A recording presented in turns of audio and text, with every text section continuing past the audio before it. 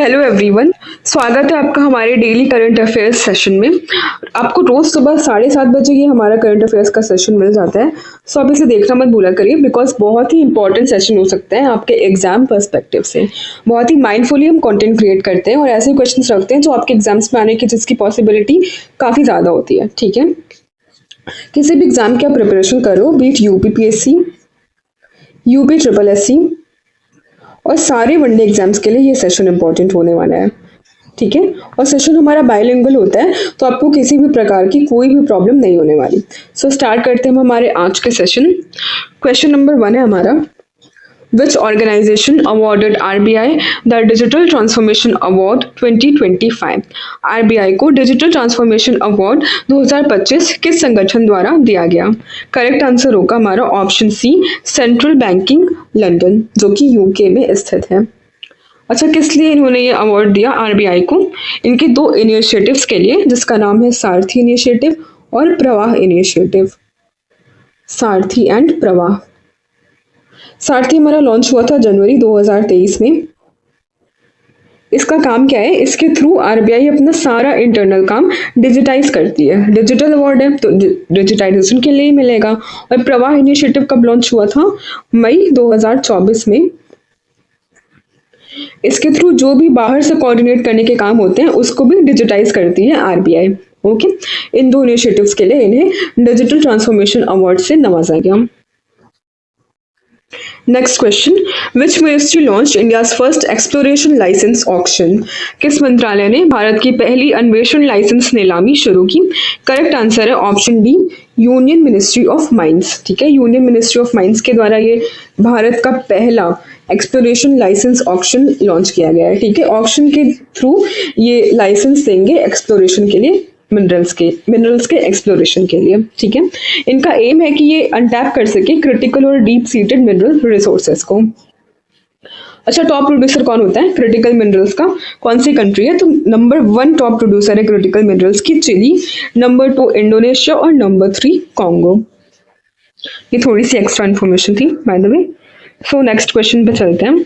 How many new sites from India were added to UNESCO's tentative world heritage list in March 2024?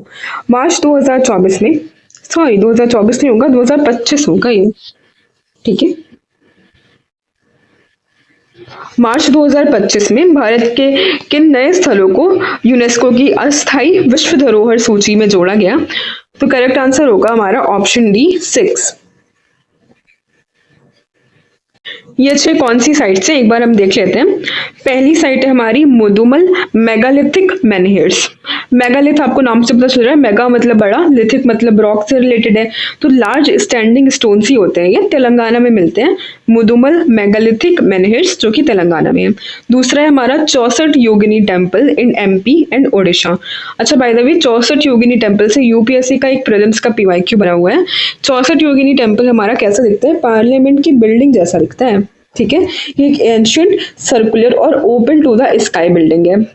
हमारी parliament की building भी ऐसे ही दिखती है ना, सेम इसी तरीके से हमारा 64 योगिनी टेम्पल भी है, ओपन होता है ये बीच में।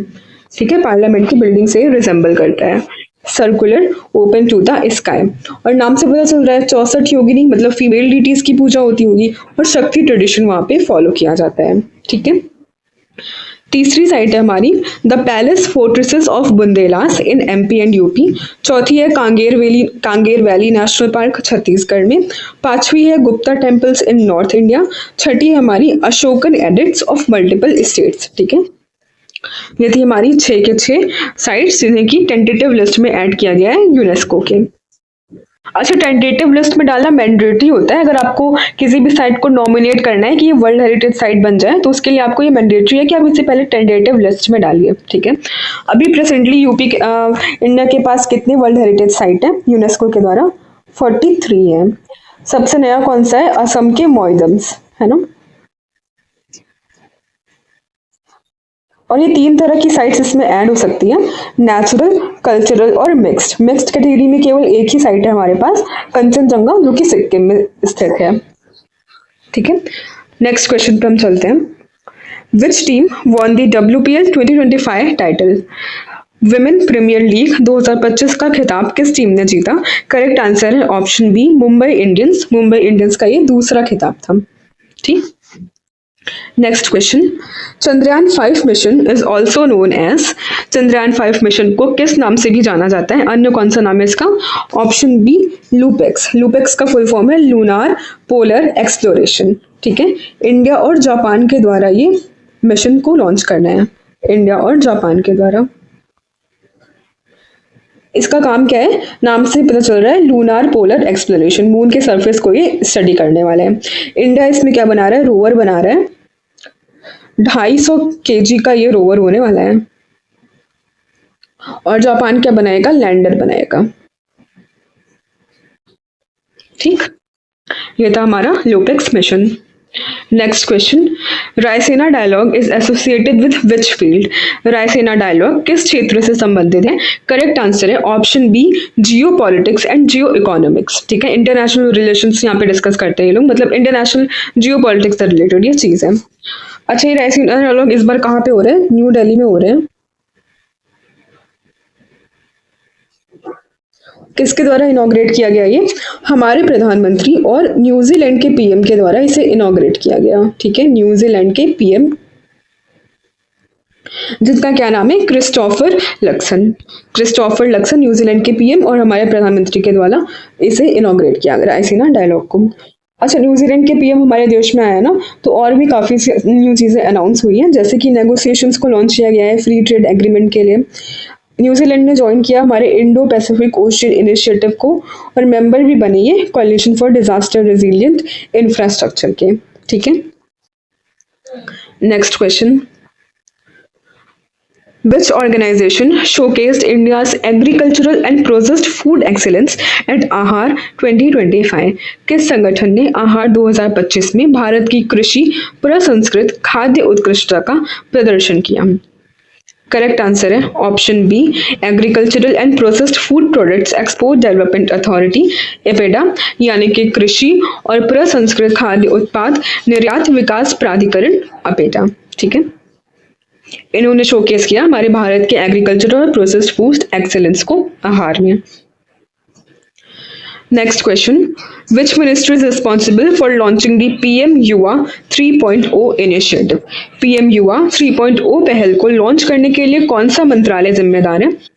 करेक्ट आंसर है हमारा option C, ministry of education. Ministry of education और नेशनल बुक ट्रस्ट, इन दोनों के द्वारा मतलब इसको लॉन्च किया गया है, इस इनिशिएटिव को। पीएम युवा का फुल फॉर्म क्या है? प्रधानमंत्री यंग ऑथर्स मेंटरशिप स्कीम। नाम से आपको पता चल रहा है कि यंग ऑथर्स को ये मेंटरशिप, प्रोत्साहन और फाइनेंशियल असिस्टेंस प्रोवाइड करती है ये इनिशिएटिव। ठीक है, यंग ऑथर्स माने कि 30 साल से कम एज के जो युवा हैं उनके लिए ये स्कीम है। ठीक, और पीएम युवा 3.0 इनिशिएटिव का थीम भी है। थीम है इनका contribution of Indian diaspora in nation building, Indian knowledge system and makers of modern India.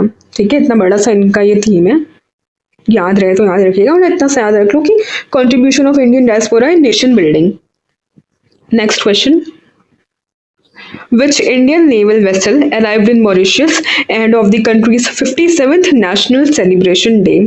देश के 97वें राष्ट्रीय दिवस समारोह से पहले कौन सा भारतीय नौसैनिक जहाज मॉरिशस पहुंचा? करेक्ट आंसर है ऑप्शन सी, INS इम्फाल। अच्छा, इनका नेशनल डे कब होता है मॉरिशस का? 12 मार्च को। और ये डेट भारत के हिसाब से भी काफी महत्वपूर्ण है, क्योंकि 12 मार्च को क्या हुआ था? हमारा दांडी मार्च लॉन्च हुआ था 1930 में, है ना। और ये मॉरिशस के लोग इसीलिए इस दिन को सेलिब्रेट करते हैं, क्यों? ताकि वो गांधी जी को ट्रिब्यूट पे कर सकें। ठीक है, बहुत इंपॉर्टेंट है ना इंडिया के पर्सपेक्टिव से भी, कि कोई कंट्री अपना नेशनल डे किससे सेलिब्रेट करिए, ताकि वो गांधी जी को ट्रिब्यूट पे कर सके। और किस दिन का लॉन्च हुआ था? जिस दिन हमारा दांडी मार्च लॉन्च हुआ था, इसी दिन ये अपना नेशनल डे सेलिब्रेट करते हैं। आगे चलते हैं। Which union minister launched the Prime Minister Internship Scheme? किस केंद्रीय मंत्री ने प्रधानमंत्री इंटर्नशिप योजना ऐप लॉन्च किया? करेक्ट आंसर है ऑप्शन ए, निर्मला सीतारमण जी, इन्होंने ये ऐप लॉन्च किया है। और ये स्कीम हमारी कब लॉन्च हुई थी? 2024-25 बजट में लॉन्च हुई थी, यानी कि पिछले साल ये लॉन्च हुई थी। इसके तहत 1 करोड़ यूथ को टॉप 500 कंपनीज में इंटर्नशिप के अवसर दिए जाएंगे in the coming 5 years. 3 point note करना कि 1 करोड़ यूथ 500 कंपनीज में और इन द कमिंग 5 ईयर्स। ठीक है, इसके लिए कुछ क्वालिफिकेशन भी होनी चाहिए कि आपकी उम्र होनी चाहिए 21 से 24 साल। 21 से 24 साल। आप किसी भी फुल टाइम एजुकेशन में इनरोल नहीं होना चाहिए। कोई भी फुल टाइम एम्प्लॉयमेंट नहीं होना चाहिए आपके पास रोजगार। आपके परिवार की एनुअल इनकम 8 लाख से ज़्यादा नहीं होनी चाहिए और कोई भी परिवार का सदस्य गवर्नमेंट जॉब में नहीं होना चाहिए। ये 4-5 आपके रिक्वायरमेंट्स हैं। और एक और है कि आप कोई भी प्रीमियर इंस्टीट्यूशन से पढ़ाई ना कर रहे हो, जैसे कि IIM, IITs, इन सब से आप पढ़ाई ना किए हो। ठीक है, और इसके तहत आपको 5,000 रुपए से मंथली फाइनेंशियल असिस्टेंस मिलता है। कितना रुपए देते हैं ये इंटर्नशिप के अंदर? 5,000 रुपए मंथली देते हैं ये। और एक साथ में वन टाइम ग्रांट भी मिलता है 6,000 का 12 महीने के लिए। ये सारी इंपॉर्टेंट चीजें हमने डिस्कस कर ली प्राइम मिनिस्टर इंटर्नशिप स्कीम से related. Next question, the Department of Biotechnology and which government signed a landmark memorandum of understanding under the BioE3 policy। BioE3 policy क्या है हमारी? Biotechnology for economy, environment and employment. ठीक है, biotechnology का हम इस्तेमाल करते हैं इकोनॉमी में भी, एनवायरनमेंट में भी और एम्प्लॉयमेंट में भी। तो डिपार्टमेंट ऑफ बायोटेक्नोलॉजी ने किसके साथ में ये साइन किया है MOU? कौन सी सरकार के साथ में? करेक्ट आंसर है ऑप्शन ए, असम सरकार के साथ में।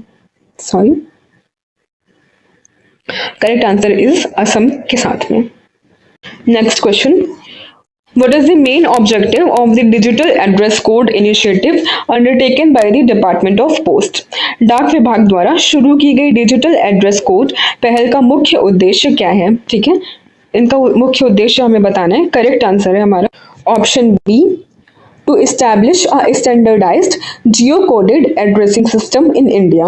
भारत में एक मानकीकृत जियो कोडेड एड्रेसिंग सिस्टम स्थापित करना। ठीक है, ये इनका मेन ऑब्जेक्टिव है। सो ये था हमारा आज का session. I hope you are like this session. अच्छा लगा हो तो प्लीज़ लाइक शेयर और सब्सक्राइब करिए हमारे चैनल को। Thank you, bye bye.